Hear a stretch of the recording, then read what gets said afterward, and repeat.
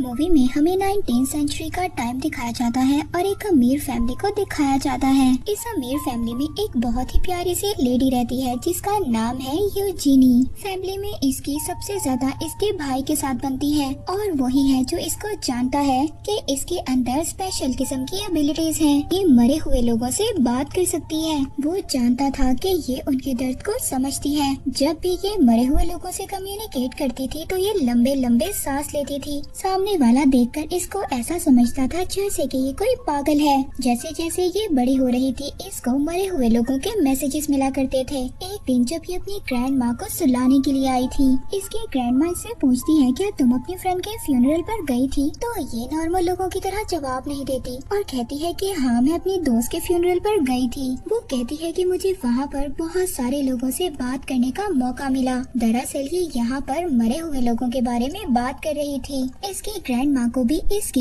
इस बिहेवियर की आदत हो गई थी। इस वजह से वो इसके बिहेवियर से अक्सर परेशान रहा करती थी। इसकी ग्रैंड माँ इसको कोई भी जवाब नहीं देती। यूजीनी अपने भाई के साथ मार्केट में जा रही थी क्योंकि इसको अकेले जाना अलाउ नहीं था। ये बाहर जाकर बहुत ज्यादा एंजॉय करती है। ये गलियों में घूमती रहती है। फिर इसके बाद ये एक कैफे में जाती है। वहाँ पर ये एक आदमी को देखती है जो स्पिरिट्स के बारे में बुक पढ़ रहा था। ये आदमी यूजीनी को अपना इंट्रोडक्शन करवाता है और काफी देर तक इससे बातें करता रहता है। जिसके बाद यूजीनी उसको बताती है कि ना तो मैं तुम में इंटरेस्टेड हूँ और ना ही तुम्हारी बातों में। वो तो कब से इस बुक को देख रही थी। जब इस लड़के को पता चलता है कि ये इस बुक में इंटरेस्टेड है तो वो लड़का एक रात के लिए यूजीनी को ये बुक दे देता है कि एक रात के लिए यूजीनी इस बुक को पढ़ सकती है। अब यूजीनी इस बुक को घर ले आती है और वो सारी रात इस बुक को पढ़ती रहती है। इस बुक को पढ़कर उसको अपना पर्पस समझ आया कि कैसे मरे हुए लोगों के साथ कम्युनिकेट किया जाता है और कैसे उनकी मदद की जाएगी। इन दोनों बहन भाइयों को देखते हैं जो कि एक और वेल्थी फैमिली के साथ हैं। यूजीनी के फादर उससे बात करते हैं। दरअसल यूजीनी के फादर उसको पसंद नहीं करते थे और ना ही उससे ज्यादा प्यार करते थे क्योंकि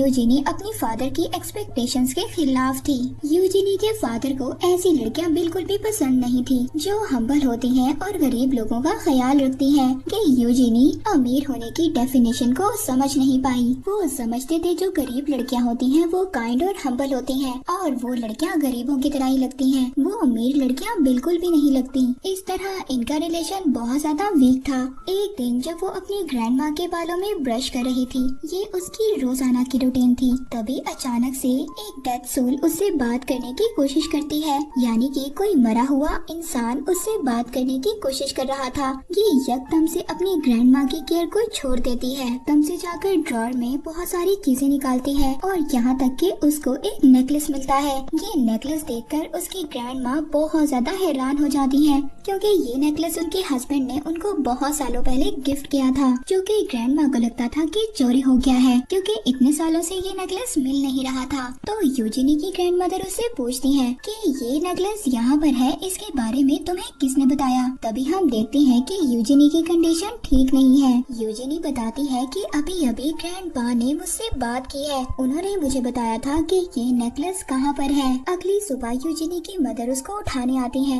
और कहती है कि यूजीनी उठ जाओ, तुम्हारे फादर तुम्हें स्टोर लेकर जा रहे हैं। ये सुनकर यूजीनी बहुत ज्यादा खुश होती है क्योंकि उसके फादर कभी भी उसको ऐसे स्टोर लेकर नहीं गए थे और इसके फादर ने तो इसको अकेले बाहर जाना भी अलाउ नहीं किया था। तभी ये रास्ते में अपने फादर और अपने भाई के बिहेवियर को नोटिस नहीं करती, जो कि बहुत ज्यादा अजीब था। जिस व्हीकल पर यूजीनी को लेकर जा रहे थे तभी वो देखती है कि इसके फादर की सीट के नीचे बहुत सारा सामान था और ये समझ गई थी कि कुछ ना कुछ तो गलत होने वाला है। ये अपने भाई से पूछती है कि मुझे कहाँ पर लेकर जा रहे हो। तभी ये विंडो से बाहर देखती है एक औरत खड़ी थी जो इसको बहुत ही अजीब तरीके से घूर रही थी। ये देखकर बहुत ज्यादा डर जाती है। तभी हम देखते हैं दो लोग इसको घसीट कर लेकर जा रहे थे। ये बहुत ज्यादा चिल्लाती है, अपने भाई और अपने फादर को आवाज देती है, मगर वो दोनों इसको बहुत ही खामोशी से देख रहे थे।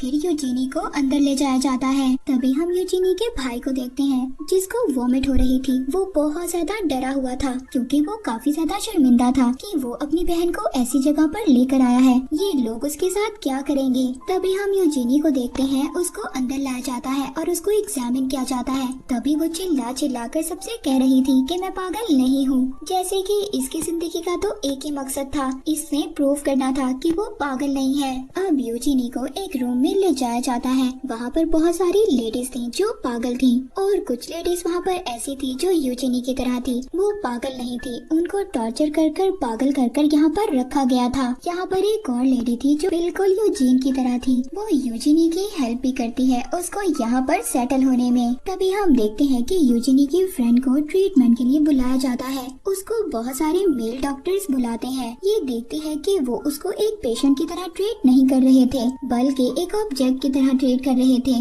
वो उसको हिप्नोटाइज भी करते हैं। वो डॉक्टर्स उसका बहुत बुरे तरीके से ट्रीटमेंट कर रहे थे, यहाँ तक कि वो नीचे भी गिर जाती है, मगर फिर भी उन लोगों को उस पर तरस नहीं आता। यहाँ पर कोई भी डॉक्टर ऐसा नहीं था जो पेशेंट्स का ख्याल रखता, मगर हाँ यहाँ पर एक नर्स थी जो सभी पेशेंट्स का ख्याल रखा करती थी। इसका नाम जेनेविव था और ये हेड नर्स थी। वो इन सब डॉक्टर्स के बिहेवियर को बहुत अच्छे तरीके से जानती थी, मगर वो इनके खिलाफ आवाज नहीं उठा सकती। यूजीनी यहाँ पर किसी को भी अपनी पावर्स के बारे में नहीं बताती क्योंकि वो बहुत ज्यादा डरी हुई थी। वो जानती थी कि इसके बाद उस पर एक्सपेरिमेंट्स किए जाएंगे।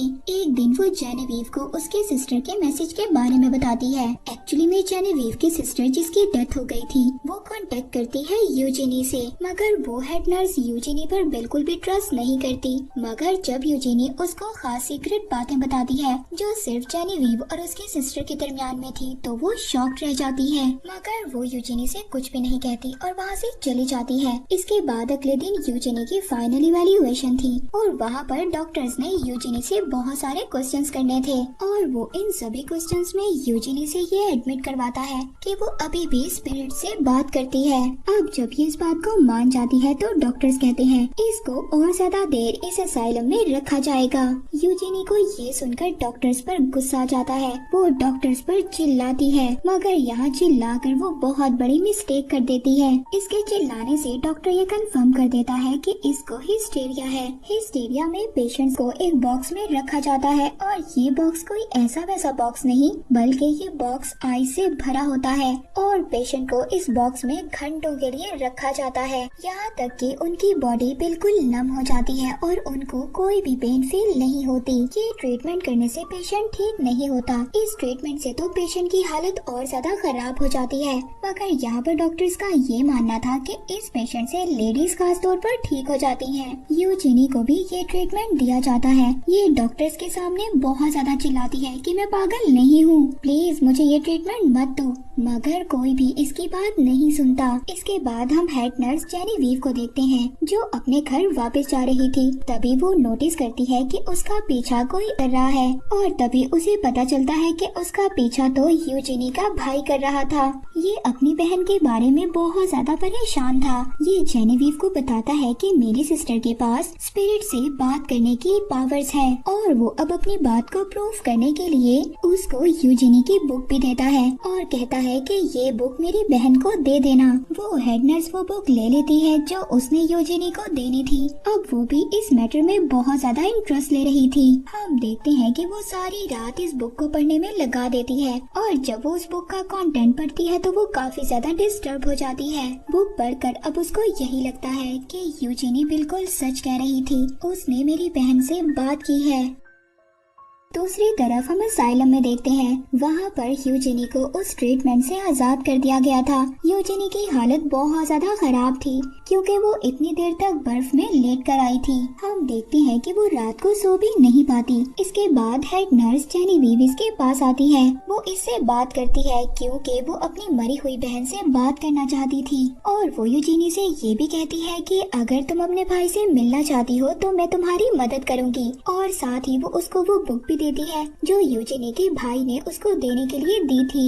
यूजिनी कहती है कि सिर्फ वो अपने भाई से मिलना नहीं चाहती बल्कि यहाँ से निकलना चाहती है। उसका तो गोल ही यही है, यहाँ से निकलना, मुकम्मल आजादी चाहती है। जेनेविव उसको कहती है कि ये तो इम्पॉसिबल है, मगर हाँ मैं कोशिश जरूर करूँगी जो मैं कर सकती हूँ। यूजिनी बहुत ज्यादा कोशिश करती है मगर फिर भी वो उसकी सिस्टर से कम्युनिकेट नहीं कर पाती। तभी हम देखते हैं कि यूजिनी की हालत बहुत ज्यादा खराब हो रही थी। यूजिनी कहती है कि तुम्हारे फादर बहुत बड़े रिस्क में हैं। जेनेविव जल्दी से भागकर अपने घर जाती है। जब वो घर जाकर देखती है तो वो टेबल पर एक पड़ा हुआ नैपकिन देखती है जिस पर कि खून लगा हुआ था। तभी ये अपने फादर को देखती है जो बेहोश होने वाले थे मगर इसने टाइम पर जाकर उनको रेस्क्यू कर लिया था। अब इसी तरह असाइलम में टाइम गुजरता रहता है और 1 महीने का टाइम गुजर चुका होता है। यूजिनी को रोज आइस टब में डाला जाता था और वो इस तकलीफ से रोजाना गुजरती थी। वहाँ पर जितनी भी लेडीज थी किसी भी लेडी के साथ सही सलूक नहीं किया जाता था। एक दिन यूजिनी देखती है कि एक पेशेंट की हालत बहुत ज्यादा खराब हो जाती है सिर्फ ओवरडोज की वजह से और साथ ही डॉक्टर की गलत प्रैक्टिसेस की वजह से। ये देखकर यूजिनी को बहुत ज्यादा गुस्सा आ जाता है। यूजिनी अपने आप को कंट्रोल नहीं कर पाती और वो गुस्से से कहती है कि इन सब पेशेंट्स की हालत के जिम्मेदार सिर्फ आप लोग हो। यूजिनी के इतने ज्यादा चिल्लाने की वजह से इसको आइसोलेशन के लिए भेज दिया जाता है। यूजिनी को ऐसे रूम में भेजा जाता है जहाँ पर लाइट भी नहीं थी। वहाँ पर एक विंडो थी जिसको बंद किया गया था। ये जो नर्स यूजिनी को इस रूम में ला रही थी, ये नर्स विंडो को कभी कभी खोल देती थी मगर अब ये ऐसा बिल्कुल भी नहीं करती और यूजिनी को अब बिल्कुल भी रोशनी देखने की इजाजत नहीं थी। ये नर्स बहुत ज्यादा सख्त थी, ये सब पेशेंट्स को खिलौना समझती थी। यूजिनी इस रूम में बहुत सारी स्पिरिट से बातें करती है जो यहाँ पर रहा करती थी और यहीं पर रहते रहते उनकी डेथ हो गई। ये सब चीजें यूजिनी को बहुत ज्यादा डराती थी। ये बार बार उसी नर्स को आवाज दे रही थी जो इसको यहाँ पर लेकर आई थी मगर इस नर्स को कोई भी फर्क नहीं पड़ता था। यूजिनी जिसको स्पिरिट्स का बहुत ज्यादा शोर सुनाई देता था और वो इस शोर की वजह से खाना भी नहीं खा पाती थी। एक दिन जब वही नर्स इसके रूम में आती है, इसको बहुत ज्यादा डांटती है मगर यूजिनी उसकी कोई भी बात का जवाब नहीं देती और खामोशी से बैठी रहती है और वो यूजिनी के सामने बहुत ही मजेदार खाना खुद खा जाती है। ये देखकर अब यूजिनी बोल पड़ती है, तुम्हारी मदर को देख सकती हूँ। यूजिनी कहती है कि मैं तुम्हारी मदर से बात की है, वो यही इसी रूम में मरी थी। तो वो नर्स कहती है कि हाँ तुम बिल्कुल ठीक कह रही हो, मैंने ही अपनी मदर को इस रूम में मारा था। और फिर यूजिनी उस नर्स के बच्चों का टॉपिक निकालती है, कहती है कि तुम्हारे बच्चों को तुम्हारी मदर ने मारा था। ये सुनकर अब वो नर्स वहाँ पर रो रही थी पर तभी वो यूजिन का गला पकड़ लेती है और कहती है कि आइंदा के बाद मेरे सामने मेरे बच्चों का नाम मत लेना। और फिर ये नर्स यहाँ से चली जाती है। अब जैसे ये नर्स यहाँ से जा रही थी, इसके साथ एक लड़की टकराती है और वो चुपके से इससे चाबियां ले लेती है और ये लड़की ये कीज जाकर हेड नर्स जेनेविव को दे देती है। एक्चुअली में ये सारा प्लान जेनेविव का था कि वो कीज को उस नर्स से चोरी करवाएगी। वो यूजिनी के डोर के पास जाती है और यूजिनी से बात करती है। यूजिनी अब उस हेड नर्स को उसकी सिस्टर की सभी बातें बताती है। जेनेविव जब ये सब बातें सुनती है तो वो बहुत ज्यादा शॉक्ड हो जाती है और फिर यूजिन का शुक्रिया अदा करती है कि उसने कैसे उसकी बहन की सब बातें उस तक पहुंचाई। और अब वो ये प्रॉमिस करती है कि वो यूजिन को यहाँ से निकालेगी। अब ये नर्स जाकर डॉक्टर से कहती है कि यूजिनी की हालत काफी ज्यादा ठीक हो गई है और अब उसको आइसोलेशन से बाहर निकाल लेना चाहिए। डॉक्टर को यहाँ पर हेड नर्स पर शक तो हो रहा था मगर फिर भी वो अलाउ कर देते हैं कि यूजिनी को कॉमन वार्ड में शिफ्ट कर दिया जाए। यूजिनी को अब उस डार्क रूम से बाहर निकाल दिया गया था। यूजिनी इतने दिन के बाद बाहर आई थी। वो बाहर की हवा देखती है, रोशनी देखती है तो बहुत ज्यादा खुश हो जाती है। तभी वो वहाँ पर अपनी उसी फ्रेंड को देखती है जो कि अब व्हील चेयर पर थी। डॉक्टर के गलत एक्सपेरिमेंट्स की वजह से यहाँ पर असाइलम में अब एक दिन बॉल का आता है। ये दिन ऐसा था कि इस दिन सभी पेशेंट्स को न्यू कपड़े पहनने का मौका मिलता था और वो सभी पेशेंट फ्रेंड्स बहुत सारा एंजॉय करते थे। ये सब लोग ऐसे एंजॉय करते हैं कि जैसे ये बिल्कुल नॉर्मल हो। यूजिनी के भाई को भी इस पार्टी का इनविटेशन दिया जाता है, वो भी इस पार्टी में इनवाइट किया गया था। यूजिनी का भाई अब पार्टी में आ गया था। यूजिनी जब अपने भाई को देखती है तो वो ऐसा प्रिटेंड करती है कि जैसे वो इसको जानती ही ना हो, क्योंकि ये दोनों 1 साल बाद मिल रहे थे। ये दोनों सबको ऐसा शो इसलिए करवा रहे थे क्योंकि ये यहाँ से भागने वाले थे। तभी जब ये भाग रहे थे तभी वो नर्स जिसने अपनी मदर को मारा था वो इन दोनों को देख लेती है। वो पकड़ने की कोशिश कर रही थी, तभी वहाँ पर एक और लेडी उस नर्स को पकड़ लेती है। इसके बाद ये लेडी और भी ज्यादा पागल हो जाती है। ये वहाँ पर सभी डॉक्टर्स पर अटैक कर रही थी। ये लेडी सबको सबक सिखा रही थी कि कैसे उन्होंने पेशेंट्स को ट्रीट किया। दूसरी तरफ हम जेनेविव को देखते हैं जो कि यूजिनी के साथ बाहर नहीं जाना चाहती थी क्योंकि वो यहीं रहकर बाकी लेडीज की हेल्प करेगी जिस चीज को उसकी मदद की जरूरत है। इसके बाद कुछ सालों बाद का टाइम दिखाया जाता है जहाँ पर हम यूजिनी को देखते हैं जो कि सबसे दूर रहती थी। वो पहली मर्तबा अपनी लाइफ से इतनी ज्यादा सेटिस्फाइड थी और बहुत ज्यादा हैप्पी भी। ये मूवी यहीं पर एंड हो जाती है।